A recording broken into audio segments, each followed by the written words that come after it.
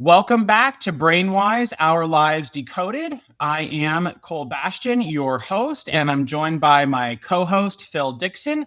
And you'll notice we've got a very special guest and a really exciting treat for you today, is we have our very first guest on our podcast today. So I'm going to turn it over to you today, Susan, to introduce yourself to our listeners before we go through our normal catching up from the week. Hello, everyone. Welcome. Thank you both for having me. I'm very excited to be here. I love the perspective of BrainWise and hope that I can contribute something useful today to your amazing podcast. I am Dr. Susan Larson. I am a special education teacher and paraeducator by trade, and am currently working as a director of special education here in the city of Minneapolis. And I have had an amazing journey of working with people with neurobehavioral differences over my career, and actually started when I was very young, and probably tell you that story shortly. But that's a little bit about me. I love it. And Phil, you actually introduced me to Susan a number of years ago, but you've known Susan longer than I have. So why don't you tell us a little bit about how you first met Susan and how your guys' relationship has blossomed over the years? We were actually at a neuroscience conference, if I remember rightly. And we were like 3 layers below ground, lost. And we both stumbled into each other and said, "Do you know where we're supposed to be going?" And Susan said, "No," and I didn't either. So we got in the elevator together and we've become close friends ever since. That's basically my memory of it. Yeah, Phil calls it the sliding door moment because it's from a movie actually that he references, but it's cool because it actually changed a little bit of our pathway because we have worked together ever since and been friends ever since, and it's amazing. And I think that was in 2014, 2013, something like that. It was a while ago. Yeah. And it's been a pleasure to work with Susan. She's one of the smartest people I've ever met. And, I had given a metaphor some long time ago, which is if you meet someone like Susan, you imagine her to be a grape and you squeeze everything out so that at the end of the conversation, she's a raisin. Wow. I think that's a really great compliment. It is meant to be. Yes, it is. I think, especially because he's saying that you're a brilliant person. Right. Okay. I thought that's what he was saying, but right. His bar is pretty low. I don't know. Not at all. You are a gifted educator and coach and advocate who brings deep insight. We're so happy to have you because we're going to be talking a lot today about something a little different than perhaps what our normal cadence has been for the listeners who've been on the journey with us. We're going to be talking about, you heard Susan mention it a little bit, but autism or neurodivergent individuals. And we're going to dive into Susan's background on that as she is the expert in kind of her experience in this field. And we're excited to be able to share this with you because it's taking a look at a lens that is possibly something that the listeners haven't seen before. So we're excited to be able to bring this. But before we dive in, Susan, one of the things that we've been doing with our podcast episodes each week is we always start with our BrainWise or our Brain Unwise moment from the week, which is, did we make a decision this week that helped our brains be successful? Or did we make a decision this week that maybe was not so in line with being successful this week? And so we'll start with you. Do you have a BrainWise or a Brain Unwise, or maybe both from the week that you'd like to share? Unfortunately, I think ignorance would be bliss right now because I have a lot of Brain Unwise moments. A lot of them, of course, circle around confirmation bias, which I know I shouldn't be seeking. But when somebody I'm working with is really clueless and I know it, then I continue to seek that out. And then I know it's confirmation bias and it's so naughty. And I do it anyway. That's very unwise and unproductive. But here's my BrainWise.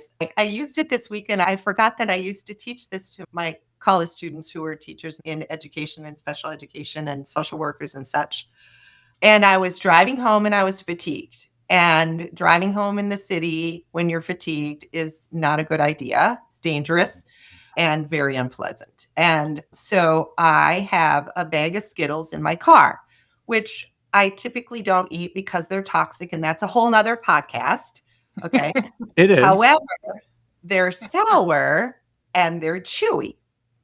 And so when you eat a sour and chewy combination, you're getting a lot of trigeminal and other input that helps your executive function to pay attention a little bit. Like I can't drink coffee that late if it's that late in the day or if it's at night, because then I can't sleep. But if you need a little boost to help pay attention, there you go. It's a BrainWise moment. I love it. Skittles and BrainWise. I would never have put those two together. Thank you. I love it. Everything in moderation, I think, right? Or everything for the right purpose, I think is a great way to put it too. I love it. I'm going to go ahead and share my brain because you just sparked something for me when you're talking about confirmation bias. And our listeners know that the last several months have been a very transitional period in my life and will continue to be. And I have been seeking, I've had a brain unwise moment probably for the last couple of weeks to be very intentional about doing it as I move forward now that it's coming to the forefront, but seeking confirmation for the experiences that as we go through this transition professionally, that as I'm, going through and experiencing these different folks or experiencing the different situations that are being put in front of us, going, am I really this crazy? Is it me or is it perhaps others that are that are a bit lunatic or bananas is what I call it. That's probably the best way to describe it. And so now I'm seeking that out. And on one hand, it probably relieves a little bit of stress and tension because we giggle and laugh about it. But on the other hand, it's not really a very brain-wise decision to make. Certainly, thank you for helping to remind me to be a bit more intentional about how I go throughout the day and making better brain-wise decisions. So Phil, what's your brain wise or brain unwise moment or decision from the week? It's a sort of theme that one of the themes in my life general is I enjoy humor in just about everything from really bad dad jokes to actually reasonably good jokes. And the brain wise moment with using humor is earlier on this week when we're having our kitchen remodeled and things were getting a little out of control, a little stressful, and the right joke at the right time can actually alleviate what's going on and reduce everyone's stress. So that was the wise moment. But on the other hand, there's a part of me which is a bratty little kid, which actually gets out of control occasionally. And just occasionally, very rarely. I thought I made a mistake once, but I was wrong. And anyway, I can use humor inappropriately as well. So those are the unwise moments. I love it. Maybe it's wise or unwise based off of context and perspective too, because I might find some of those funny too. Maybe I'm being unwise in that moment also. I don't know, because I found the one that you just made funny too. So let's go ahead and dive right into the content for today, because you're going to hear a lot of perspective from decades of Susan supporting neurodivergent children and adults and their families, and how her lens has evolved over time and what she's come to understand about behavior, identity, and the non-conscious brain. And then Phil's going to help bring some brain science and decode what's happening under the surface and some of our responses possibly. And we're also going to hear that from Susan as well. So we've got a lot of really good information for all of us, whether you're a parent, a leader, a teacher, a teammate. This conversation is going to help expand our view and deepen our understanding. So let's go ahead and just dive right in. Susan, take us back to your early days in this work. What drew you to support children with autism, and how has your lens evolved over time? Thank you, Cole. First, I want to say that the only expert in autism is really a person with autism. So that's my disclaimer. I have had the privilege of this journey of people who are on the spectrum teaching me, and I love that has helped me to serve others. So actually my journey started when I was in undergraduate school. During my breaks from college, I would work at a respite facility, which it's different in every state. But in Minnesota at the time, there were agencies that had the house, and it would provide parents of any age, from 4 to any age of a person that they were caretaking for with a disability, these hours of respite. Like you'd get so many hours from the state per year, and then you could use them how you saw fit. So if you needed a weekend break as a caregiver, you could send your child or adult child to a respite facility. And I worked there, and that was my first introduction to people on the autism spectrum. And it was fascinating. And there's several interesting stories, and here's a few. One little guy was really high strung and did a lot of repetitive behaviors, but he was also brilliant, and he was obsessed about watching Jeopardy. And if we didn't watch Jeopardy, it was a huge meltdown. But when we watched Jeopardy, of course, he knew the answers to everything, and he was 6. So I was like, okay, how is that working? Is this little guy here, and how is that working in my world? And there was another little guy who was on the spectrum who was not able to communicate, and he would get really mad if his bed wasn't made the way he liked it. And it took me about 3 visits working with him to figure out that's what made him mad. Because he would just have this meltdown and like, oh, wait, now I got to figure this out. And then there's another one, and you can cut this out if you want to, but there was another young man on the spectrum. He was in his 20s, and he would masturbate with a cone, like one of those orange cones that we had them for blocking off the driveway or whatever. He would sneak one into his room. And then, lots of interesting outside of the typical expectation behaviors. And I was very young, and that's when I started my journey on, I need to understand this better, and what can I do to help make their lives better? Very interesting. And how has your lens from that initial experience till today, how has it evolved over time? If you could give a 90-second, 2-minute kind of evolutionary story on how your lens has evolved, how has it? Yeah, that's difficult. I've learned that autism is very complex. And that it's probably taking many years of reading research and understanding research and experiencing each individual over time. My lens of, oh, these people are on the autism spectrum, to nope, one person with autism is one person with autism. And that it's just evolved. It changes every day with every individual. Very interesting. It just reminds me that we're all individuals as human beings. Just because someone has autism doesn't mean that they're all the same, or they're not monoliths, just like other people who are within a certain category or a certain group or certain something. They're not monoliths either. They don't all think, act, and behave the same way. So what a powerful way of really phrasing that for people. And as Phil's probably going to jump in, that our brain's desire to categorize and use those categories is something that I think that we need to fight, so that we're not making poor decisions for others. And we have a tendency in our brain to be in group and out group process. And if we're not in the they other, whoever they might be, is in an out group, and we attribute all sorts of things, and that's all going on at a non-conscious level. So I think if you're listening to this, take away the fact that, if you've got an impression about how people that are neurodivergent are going to act, throw it away, because everyone's going to be different. And the media doesn't help that. Do you guys remember, this is an old movie, and of course I was probably only 3 when it came out, but Rain Man with Dustin Hoffman.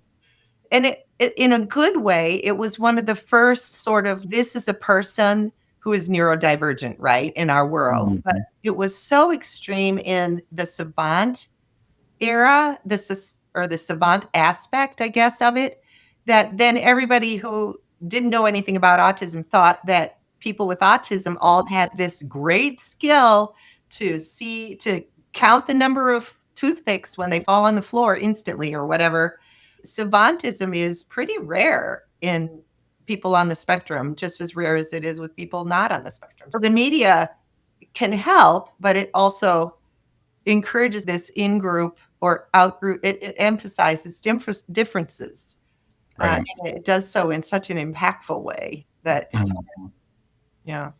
Right. Yeah, I think the adage of always remembering to see individuals as individuals and getting to know who they are and really what makes them tick and what their behavioral characteristics are. And as we would try to do for any person, we have to be very intentional about it. And those with autism we have to do the same thing with every person. And so I think but as Phil was describing, a lot of that classification happens at a non-conscious level. As we've shared multiple times, how do we really become aware of some of those things that are happening at that level, at the non-conscious level of our brain? So, Phil, I think you've got the next question for Susan. I do indeed. I've got a quick question for you, Susan, and that is, we've talked about people who are neurodivergent. Can we go one level deeper? What's actually going on in the brain of somebody who's neurodivergent and maybe is feeling overwhelmed or something like that? So if you could just take us one level deeper and explain what you think is going on. Yeah, I mentioned earlier that autism is very complex. And there was a study, an article in about 2012 by Ecker, Sporin, and Murphy. And they talked about autism on this cascading level, which I thought was very useful in helping others to understand how complex it is. And so really autism begins at the genetic level and is influenced by epigenetics, which might be a whole nother conversation at some point with the two of you, which would be fun. Could you briefly explain to the listeners what epigenetics are? Sure. Epigenetics is the way that our genes change from our environment. Genes, for example, in the Northeast Coast area, I can't remember what year it was, maybe in the 80s, there was a camera company that was dumping their what's the term for bad juju? Effluent. Let's just call it effluent. They were dumping their fluids into the water, and there was an extremely high incidence of autism in the area. And as it turned out, research from that and so many other places showed that some people are genetically predisposed to some genetic changes, and then toxins from our environment may turn our genes on or off, and that manifests in a different way. And that's an example of the epigenetic level. And beyond that, then what happens with people who become neurodivergent, right, when they're born, is that they have the way that their cells are affected in a molecular way is going to be different. And the way that they metabolize things is going to be different. And that affects our that affects our neural wiring, as well as the way that our neurochemicals are being utilized. And those changes then affect the way that our relationships in the brain form. And you guys have talked about how a tiny pathway in the brain, when it's repeated over and over, it goes from a little tiny path to a huge 8-lane freeway, right? And so those things happen, and that affects particular areas of the brain. Oftentimes, there's some common regions of the brain that are affected in people with autism, but of course, every brain is different and every person is different. And that then in turn manifests in some of the behaviors that you have to demonstrate in order to qualify as a person with the autism spectrum disorder. So that's really my sort of perspective on autism. And Phil, did that answer your question? It did. And I would like you to expand it a little bit, because I remember a presentation you gave many years ago when you described what actually happens to people who are on that part of the spectrum when they become overwhelmed. Okay, yeah. So I think you're referencing some sensory integration differences. And we all process our sensations in different ways and have different thresholds. And many people on the autism spectrum have sensory differences. And some of those differences get pretty extreme. And I think the example that you liked, Phil, was around scent. when we're interpreting any situation non-consciously, we are actually using what we smell to help interpret that. And it's the most powerful scent, especially when we're young. It fades over time with age, which is unfortunate. But scents are processed more quickly than any of the other senses, even the visual sense, which is really fast. So I liken this for people to understand how overpowering scent can be for a child on the spectrum. And I often tell my educators about this because I ask them to try to go unscented and what that means. Because we will take a shower with a bar of scented soap. And then we will wash our hair with a lovely floral scented shampoo. And then we might even use another lovely scented conditioner, although Cole, you probably don't do that. Well, I do on my beard. I like to have a nice soft beard, so I do use a beard conditioner. And I bet there's scent in that beard conditioner. There is. And then after the shower, we typically put on this lovely scented lotion because we like the smell of it. And then we put on clothes that we've washed with Downy baby butt scent and Mountain Fresh soap. And I don't even know how many layers of scent that was. And perfume or cologne if you were in my house. And then an additional perfume or cologne. And what we do through our olfactory sense, because we're not in that way, is that we adapt. And we adapt quickly, and we're accustomed to those scents are familiar to us. And so we process them non-consciously. We might get a little bit of, we like that sensation from that scent, but most of the time we don't even notice it. But if a person on the spectrum, especially if they're anxious or dysregulated, they're not going to adapt to the scents in the environment. I remember I had a classroom when I was teaching students with autism across from the teacher's lounge. And the problem was there was a microwave in there. People would microwave popcorn, for example. So that scent would come into my classroom. I adapted to it because I'm focused on other things. But when some of my kids started having some behaviors and I was trying to figure out what that behavior was telling me, they smell. That's a natural I'm hungry or crave popcorn response to smell, as at the theater. Yeah. And so then every time the popcorn went off, I had to have popcorn in the classroom. That's called adaptation. That was adaptation, environmental adaptation. Then I had to quickly stop that because we were eating popcorn all damn day. I was going to say, how many times a day were you popping popcorn in your classroom? It was crazy. Yeah. Goodness. Well, that's a really great story. And thank you for sharing and going into those differences, because I think it's important for all of us who are obviously not as educated on what it means to be neurodivergent and haven't been exposed to maybe someone who is on the spectrum. It helps to create perspective. When we know more, we're able to at least understand what might be happening when we are around someone who might be expressing something like that. So thank you. I think it creates a really good perspective for individuals as they listen. And you also shared some other powerful stories, Susan, in prior conversations from individuals that you've worked with who had autism. Can you briefly share what those stories are, specifically around the courtroom story? And then the other one, I believe it was around going to the dentist office with the young kiddos that you were working with. Yes. So let's talk about the dentist first, because this is a big one. So as I've been working with children over time, and everybody's typically anxious to go to the dentist anyway. If you think about the dentist, there's a lot of sound. There's Phil's raising his hand. There's a lot of vibration. I don't like them either. With the drilling or with the cleaning, there's vibration that we obviously don't think about normally.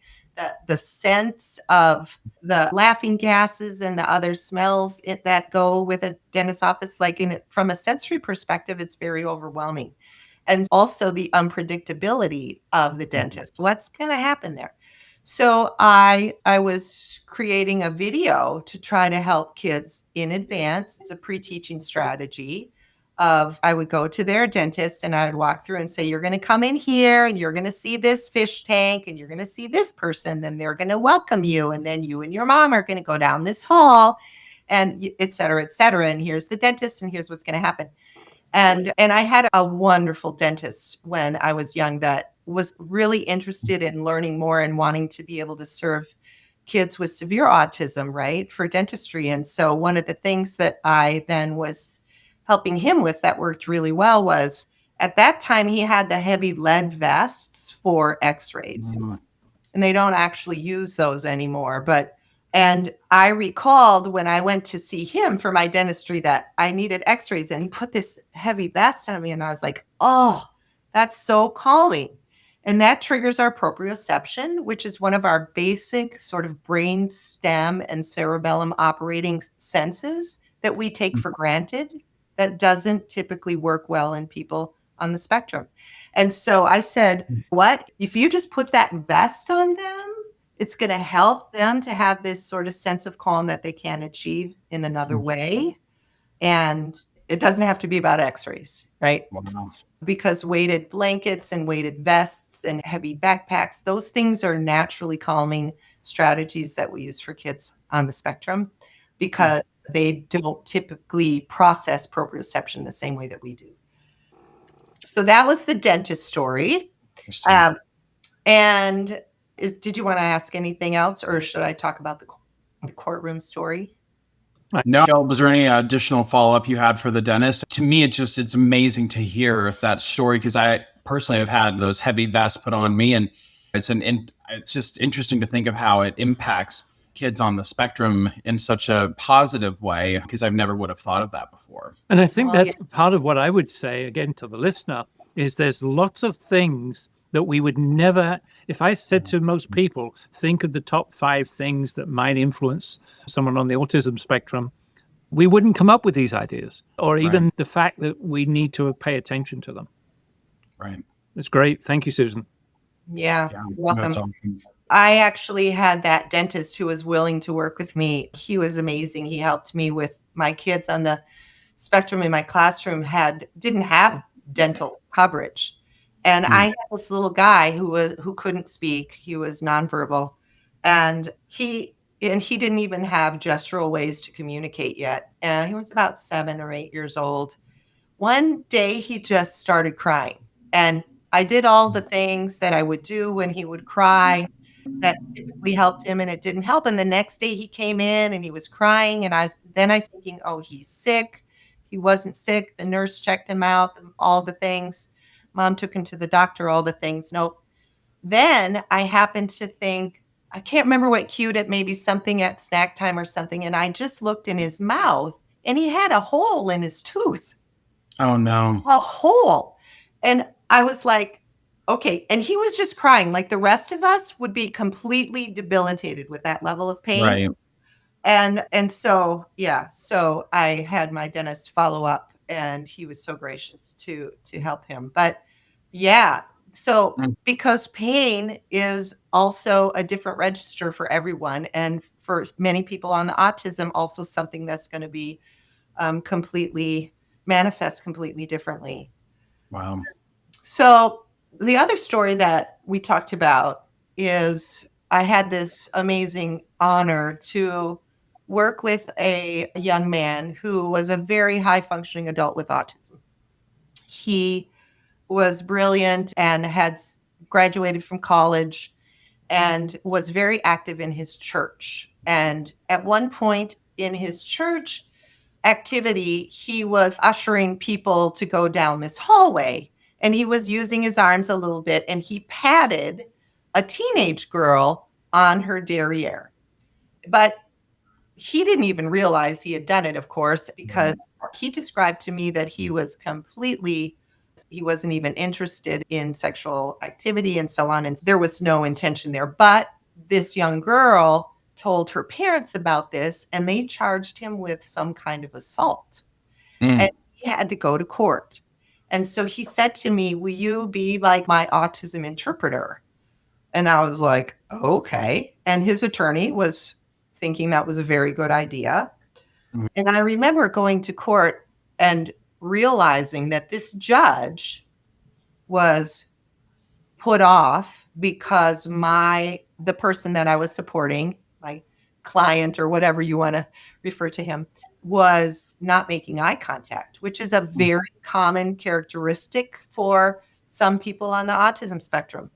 And I could see that he was interpreting that as disrespectful. And so I remember saying to the judge, "Excuse me, sir, Your Honor, you need to understand that so-and-so has autism, and they have asked me to be here to let you know that this level of what you may be perceiving as disbehavior, you may be perceiving as disrespect, is not about disrespect at all. He's concentrating right now on the response he wants to give you.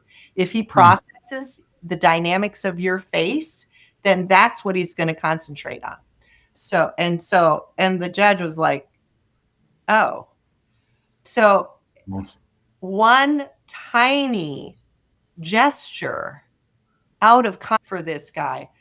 The worst part is that this young man, and he told me I could share this story, even though I'm never going to say any names or anything. But when they put him in a cell, and he doesn't process time in the same way, so he had no idea how long he had been in there.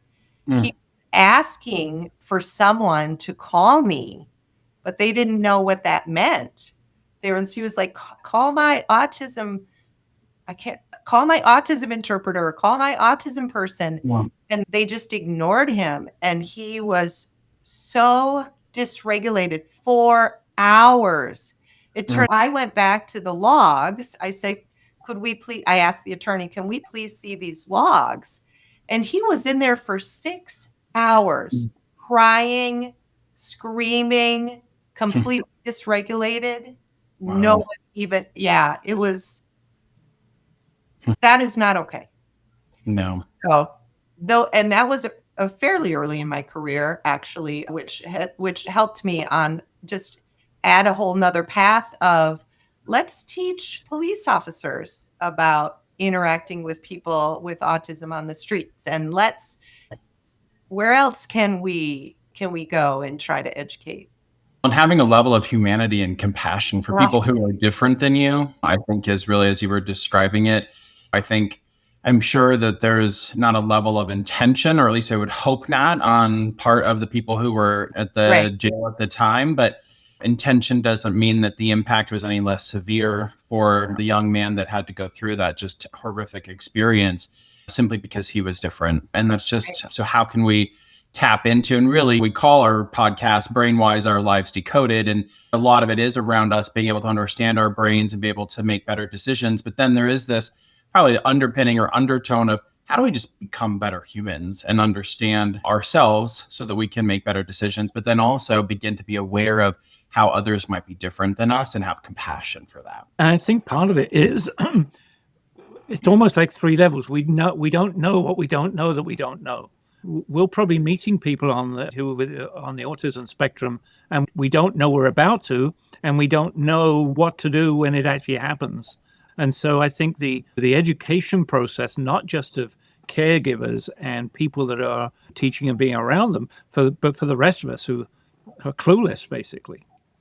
And so, Susan, a follow-up to that is, with those particular conversations or those stories that you've just shared, you say that they often need space and time and different sensory type of inputs and experiences that a lot of environments don't offer naturally.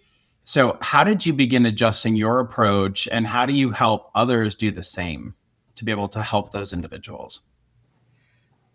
Again, every person is different.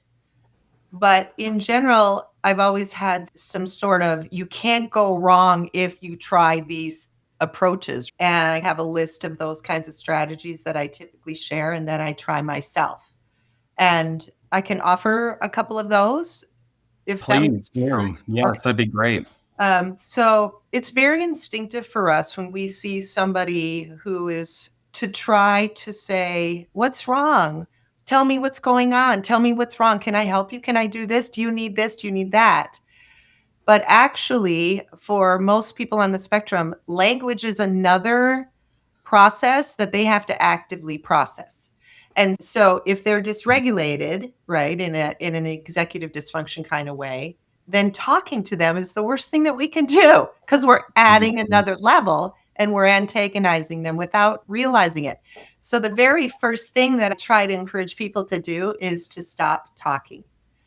First, just stop talking and just be there. And then just be like, I'm here. Can I help? Sometimes it's just show me, or, right, I'm wait, I'm right here. And sometimes I live in Minneapolis and there's people on the street and there's all kinds of really sad, horribly disturbing things going on for these people's lives. And sometimes someone is just in a place where they're so extremely dysregulated. And I'm like, I don't know how to help you, but I'm right here. And I just wait. And I think we talked a little bit about that when we were in the process of talking a little bit about dialogue the other day. For many people, silence is uncomfortable. So for most, yeah. So going into that space where we don't know what we're doing and it's going to be uncomfortable, and yet we add another layer of discomfort on top of it. Going in and tweak the dragon's nose. Go in and face the silence. Yeah. So I am uncomfortable when I can't say it's okay. You're going to be like, I'm uncomfortable that I can't do that every time. And every time someone is dysregulated and my instinct is to react in some kind of, right, either physical way or verbal way, I don't do it. I stop. And the best part of this, and this is really critical for parents, the best part is that when you stop in that moment, it gives you time to think of just going with reactions. I think that's another so Cole and I try and actually give people things that they can anchor and decode in their lives. And that sounds like a very practical one where you have to recognize that's an instinct and interrupt it, do like a circuit breaking process of your natural response. You said you had a couple. What was another strategy or tool that you oftentimes find yourself going to, or that you recommend? I often recommend the go unscented strategy after the exercise that I talked to you through a little bit ago about the layers of scents that we're using. Like, at least at a minimum, if you know you're interacting with people on the spectrum, don't wear perfume and cologne. And if you're going to be in a large group of people, don't wear, because what is it, 6 degrees of removal or whatever, there's going to be someone on the spectrum in the room, or someone who's just sensitive to scent, because we're all different. So just go. You can't go wrong by going unscented. It's also very healthy. Again, probably another podcast, but to use unscented products. And let me think of another one that I typically go to is movement or weight. For example, a group of pediatricians asked me to come in and talk with them about serving kids with autism. And I said that if because they're nervous, they're scared, whatever, like they're not going to respond possibly in a typical communicative social communication way.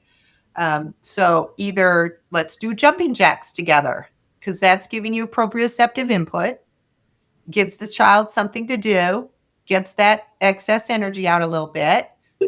And you got to do it with them, right? But let's do jumping jacks. That's giving them movement and proprioceptive at the same time, which is always useful. Or like, how can I give this kid some deep pressure? Like sometimes I say, Mom, I want you to sit little Tyke on your lap, and I want you just to hug really close and let the doctor look in their ear or whatever. Or I told the pediatricians, if you had a beanbag in your space, just one space where, okay, we have a dysregulated kid coming in, whether they're on the spectrum or not, let's go to this space, let them crawl in that beanbag, because it gives them some pressure. And that's that proprioception that helps naturally regulate your anxiety a little bit. So I've got a question then for you. I tend to spend a lot of time consulting into the workplace. So if I'm a boss and I've got someone who I know is on the spectrum, yes, 2 or 3 pieces of advice. For example, what's it like to give feedback? So things like that. So I love that question, Phil, because it really is so important. And you and I have over the years worked with some clients who are on the spectrum in those situations. One of the things that I encourage the boss to do is to say to that worker, how will you best hear feedback from me? Mm-hmm. Would you like me to write it down? Would you like to be face to face? Would you like it better if we took a walk? Well, because again, sometimes that eye to eye contact and the dynamics of faces is going to interrupt the flow of being able to either regulate or concentrate in another way. So sometimes just walking side by side while we talk might be a way. So I would ask the person, what is your preference in how we have those talks together? What's interesting about that is that's not a bad piece of behavior, recommendation for anyone. I was thinking the exact same thing. And also, I also encourage leaders to know, like supervisors and HR people, that a lot of younger adults on the spectrum really love to wear the hoodie. And the hoodie is so fashionable now, right? But that's often not something you would wear in the workplace. But it gives them comfort and it helps them to block out some sensations that they might otherwise be overstimulated by. And so I often say to like these young adults, if I'm working with them, when you go to this job interview, you need to tell them, please don't think this hoodie is disrespectful. It helps me to concentrate. And also letting bosses hear that, Yeah. in case that people don't advocate for themselves. Great advice. Thank you. Yeah. Good advice. The third one that's really important is fluorescent lighting is very offensive to many people on the spectrum because it actually, and some LED lights, they flicker. We don't actually process the flicker, but they might. Their visual cortex is often 10 times the size. So they're processing visual stimuli in a completely different way. And so it's like fluorescent lighting is worst case scenario. And what do we have in hospitals and schools and offices? We still have a lot of fluorescent lighting and we're switching to LED lighting and some of it is still highly offensive. And so I always encourage adults with autism to advocate for themselves. I need the lights off in order to work, or I need to be by a window with the lights off, or I'm going to bring in a lamp.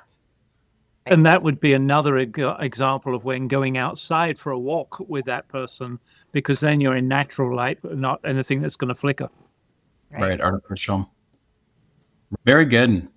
And something that you've said on a couple of, before I go there, I want to ask a question because we've talked a little bit about how to help from the work perspective. We've also talked about from maybe the personal or at home perspective, or understanding what's happening and how to help someone who might be on the spectrum if they're overstimulated or something of that nature. But what about, there are probably individuals who might listen to this podcast or who will come across it in the future that they're seeing someone who is overly stimulated or that is on the spectrum, and then there's something that is happening in their brain and there's a trigger response. How do we help people in that sense be able to take a step back and go, okay, this person is in a space where they're responding in a different way? How do we help them be able to reflect and be able to become more self-aware? We've given a lot of tools on other podcasts around journaling and things like that, but go to that place where we are naturally triggered. What are some things that we might be able to share with those individuals who maybe aren't around individuals who are on the spectrum as often, but who might come across them, and we know how we can help those individuals also? I love that question. Thank you. And Phil, you're probably going to speak to this a little bit, but reacting because of our non-conscious process for survival, as you've talked about, because when we see differences, automatically we go to fight or flight. Do we need to protect ourselves? In our society, I feel like it's really unfortunate we're wired that way now, because that we no longer need to fight off the other cave person for our buffalo meat or whatever. You're right. So again, this is a cognitive process. We have to go, okay, wow, I see this difference in behavior. I am instantly afraid. This person is not a threat. Now, what can I do? Well, I probably shouldn't approach real close. I probably shouldn't start doing more motion or loud noises or more talking. Let's like give some space, but also find some way to indicate, do you need help? And right. And Yeah. again, it's got to be soft. It's got to be in a very non-threatening manner. I'm really tall. You can't tell on the podcast, but I'm 5'12". And when I approach people, I'm often taller than a lot of people. And so I realize that can be a threatening position in a brain sense that I want to be wise about. And oftentimes I'm just giving, and I like to give people a lot of space anyway, but I will just say, I see you. Do you need help? And if they tell me to F off, then I'll just go along my way. Yeah. But even if it often can happen in a social situation that you highly unexpected, where you're in a conversation, somebody is dysregulated and they say something very inappropriate to you and you're highly offended. Mm-hmm. And it's for us to go, excuse me? And it's very difficult in that moment for us to go, okay, wait, is that person dysregulated? Is that really a personal attack? If you take that a few seconds to actually do that, you're probably diffusing any situation anyway, which can't hurt. But right. Yep. And a compliment. If you don't know this person because they're not in your in group, you might be able to connect with a compliment. I love that shirt. I love that shirt. Where did that come from? I think it is. I think you're right. Like you have to be careful about, Mm-hmm. yeah, I know that there's the boss subordinate thing where you can't say, you look so nice today. Everybody's afraid to do that now because they don't want to be perceived as being harassing in any way. But also, if you want to connect with somebody who doesn't know how to connect socially, you got to go to their common interest. Quite typically, it's going to be that's an easy inroad to do it in. And I think it's all in the context in which you're doing it too, right? I think if you compliment in a context in which it's seemingly innocent, I think that ultimately it's going to come across that way. I think oftentimes it's when there's perceived something else has happened that oftentimes gets taken out of context.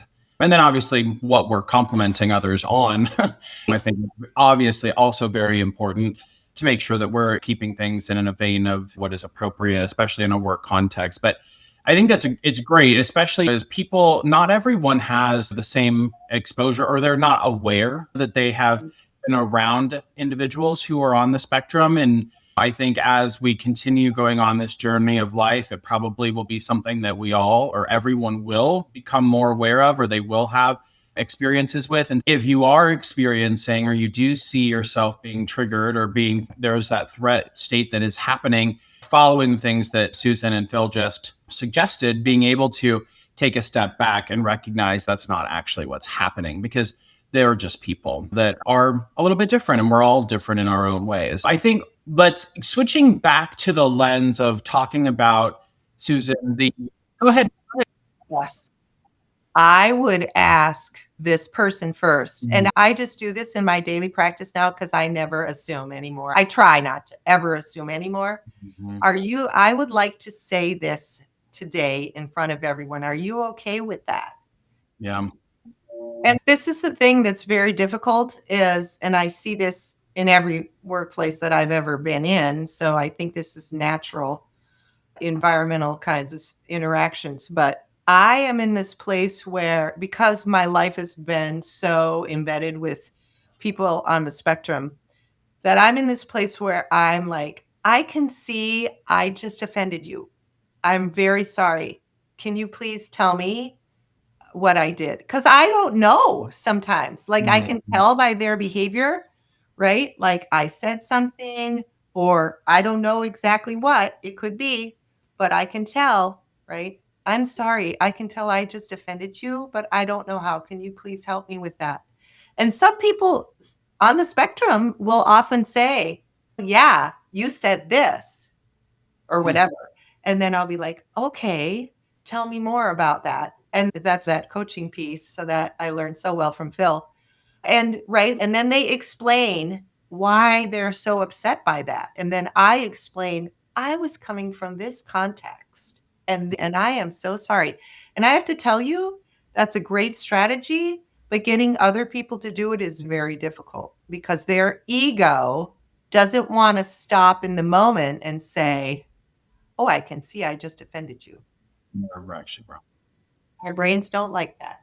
Yeah, it's very interesting. And as we shift to thinking, probably not really shifting, but just going back to talking about another part of the conversation, which is when we talk about folks who are on the spectrum, you've said something really powerful that their brain is saying they don't feel safe. So how do you help adults tune into that nonverbal cue and respond rather than react?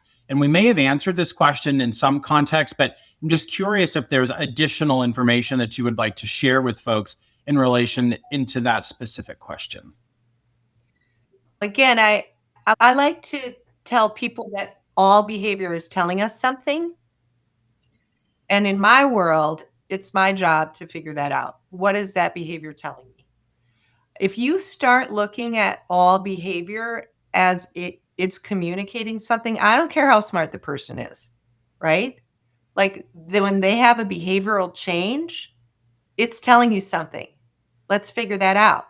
Now, when somebody is verbal and highly intelligent, you have a better option, right, to communicate with them and figure and learn. Like you can say, help me understand this right now. Okay. But when you have people who don't have as good of social communication skills or don't have the cognitive capacity in the same way, then it's your job to step back, like with that little guy crying with the hole in his tooth. I'm going to start peeling away the layers until I figure this out. So here's a classic example. I used to do parent groups at the Masonic Clinic in Duluth, Minnesota, and parents would come in and they would just basically ask questions about what do I do with this? And what do I do with that? And I had this one mom whose little guy, I think he was about 4. He was still in diapers, and a fairly large 4-year-old in diapers. It's unpleasant to clean up, right? And she said, he will not get in the bathtub. He suddenly will not get in the bathtub. And I was like, okay, tell me what happens. He's doing the 5-point, like fighting to get in. He's screaming. You can tell he's terrified. We've tried to get in the bathtub with him. We've tried the cold water. We've tried the warmer water. We've tried the sister getting in the bathtub with him. We've tried toys. We've tried music. Like he won't get in the bathtub. And they did. They had this whole list of everything that they tried. So I was like, okay, so obviously something happened. She said he took a bath for all these years. Now for the past 3 weeks, he's terrified of the bath. And I was like, something happened to scare him. And it could have been the way that the water went down the drain. It could have been the way that the bubbles did or didn't form at one. Like we have no idea. It could have been he heard a loud noise from outside when he was in the bathtub and it scared. We don't know because he can't tell us. Assume that his brain, he's terrified. He doesn't feel safe. That's what he's telling us. Because even like dad apparently held him and tried to get in the bath with him, and it was terrifying. Okay, so when all the safety measures aren't working, that's really telling you something. So I was thinking, like, how am I going to help this family? I don't know. And I said, do you have another space in your house that's just a shower and not a tub? She said, yeah, we have a shower stall in the basement. I was like, hallelujah. And I was ready to go, or does grandma, or does your best friend, or does your neighbor, right?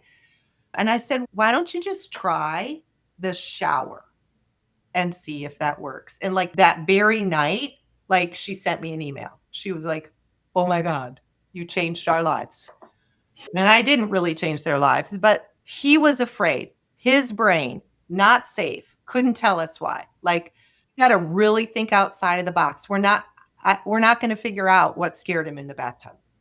Like you've done everything you possibly could do to try to turn that around and it didn't work. So now we got to go even one step further. And that kind of curiosity, right, That kind of curiosity. Okay, what else? What else? Because you will find something that works. You just have to keep trying. It's really interesting because I just finished reading a book, and I won't name drop it on here, but it's about having a thought partner. And it sounds like what you really were doing with that family or with that clinic was being a thought partner, because one of the things that the book talks about, it's hard to read the label when you're inside the box. And it sounds like for that particular family, it was hard for them to see. And for really all of us in our situation, it's hard for us to see additional perspective when we're living within the confines of our experiences. And so having a thought partner in you or in others who they're able to share those experiences and get them to think differently and try other experiences sounds like it was a really good turning point for them. I love that. Prevention is the piece that, for example, that we talked about, go unscented or bring heavy stuff with you when you know there's going to be an anxiety provoking situation, because you don't, especially if it's a new situation, have those deep pressure mechanisms ready. Get ready to do a lot of jumping jacks, whatever it's going to take. So preparing in advance, I love that. In the moment, again, stop talking, step back, start thinking about, okay, what environmentally, what's all going on around here? And what I don't want to add to that. I just want to be helpful. And then the sort of the after part is the fix it. I call it the fix it process. I don't think that's really a highly researched term. Yeah. And I like, especially with kids, but because I don't want to be patronizing to any adult. But I will say to an adult, I don't know how to fix this right now. What can you share with me to help you fix this? But with little kids, I'll say, let's fix it. And then I'll take just a plain notebook and I'll try to draw. I'm a terrible artist. I have no visual artistic skills, but I'll draw like what I call stick people in the moment. I just draw I'm like, here's you. Here's Kelly. You were on the swing. Okay. You pushed Kelly off the swing. Then I draw like she fell down and then she had X's in her eye or whatever. And I said, look at her face. What is her face telling you? And I draw like a sad face. Sad. Yep. That made her sad. Let's fix it. And then I cross it out visually, very powerful, right? It's saying, it's okay. We're done with that now. We're going to move forward. And then, okay, let's fix it. What can you do? And I've done this with kids who are nonverbal, right? I'll say, what can you do? You can go hug or whatever the kid has learned. You can say, sorry, right? Some other options for how to fix it. Or don't do it again. No more pushing, hands to self, that kind of thing. So having like you said, Phil, a way to repair is really important. And even with the adults on the spectrum who are high functioning, they're often highly anxious. And so when they do something wrong, it's catastrophized into this huge, now I'm fired, I'm a terrible whatever. And then I'm going to be like, okay, like, we can fix this. Let's talk. So I think my last question for you, Susan, what's your message to people who are afraid of doing it wrong when supporting someone with autism or neurodivergence more broadly? I love that. Thank you, Cole. I feel like every little bit helps. So a lot of people feel very overwhelmed by what they need to do to help someone on the spectrum, especially parents or caregivers. You don't have to do it all. Like tiny baby steps help. And anybody who cares is not doing it wrong. We just haven't figured out what works. So instead of us going to that natural default of, oh, I'm incorrect. No, that's feedback. Okay, that didn't work. It's okay. I'm going to try the next thing and the next thing. Just keep trying. Yeah. And here are a few questions, our reflection questions before we summarize and wrap up this brilliant episode today. And thank you, Susan. It's just been a wealth of knowledge. I've learned a ton listening to it. But our reflection questions for our listeners today, whether you're supporting someone who is neurodivergent or simply trying to be more brain wise in your relationships, these prompts are here to help you pause, consider, and connect. And of course, Phil always teases me having 95. I think today, Phil, is how many we're going to have reflection questions. Right. You only need to choose one or two or however many it might be, but we're giving you several to think on because there might be one that speaks to you more than another. So they are: whose behavior in your life might make more sense if you viewed it through a lens of safety and regulation? Are there moments when you prioritize compliance over connection, and why? What's one response I can do differently this week to change a pattern that isn't moving forward? When do you feel dysregulated, and what do you need to come back to center? And how can you advocate for inclusion, not just in theory, but in the environments that you shape each day? So, Susan and Phil, as we wrap up our episode today, what would you like to say in summary and closing comments for the listeners on all of the information that we've shared today? It's been a truly inspiring conversation, I know from my perspective. Thank you both for having me and just giving me this opportunity, because what if somebody listens and it really helps them, right? Because this is sometimes a very difficult place to be, living with some really challenging behaviors sometimes and differences, and the quality of life for some people on the spectrum is not great. And I just hope that there was enough nuggets to share to give you something to spur you to move forward. It was a wealth of knowledge, truthfully inspiring. Thank you, Susan, for joining us today and for modeling what it really does mean to lead with compassion and to reframe behavior and to meet brains where they are and not to expect them to meet us where we are.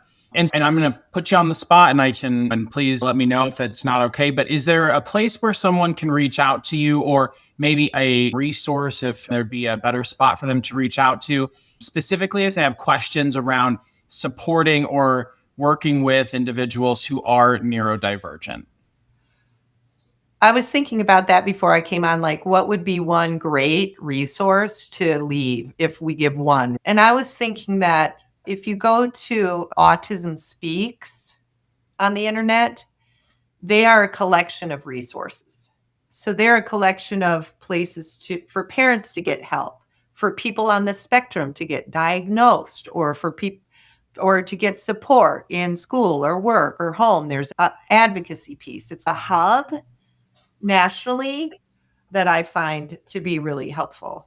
So I would say to start there. That being said, it's often overwhelming for especially young parents to go there and be completely overwhelmed on how do I move forward. But every little step is going to help, and you don't have to do it all in 1 week. So it takes time. But yeah, that's what I would say. Thank you so much for joining us, Susan. This has been a tremendous episode. And thank you, listeners, for tuning in. Hopefully you've enjoyed the episode today, as we've talked a little bit differently about within our normal programming, but it's been a truly inspiring conversation on autism, on neurodivergent individuals, and really just the experience that we all can have if we just reframe our perspective and begin to approach everyone with compassion and a sense of empathy. And as always, if you have questions or commentary and you would like to reach out to us, you can reach out to us at questions@mybrainwisecoach.com. We'd be happy to answer questions or direct you to the appropriate place. And as always, comment, subscribe, and share our podcast episode and series with those in your life, at work, that you feel might most benefit from this. And we will see you next week.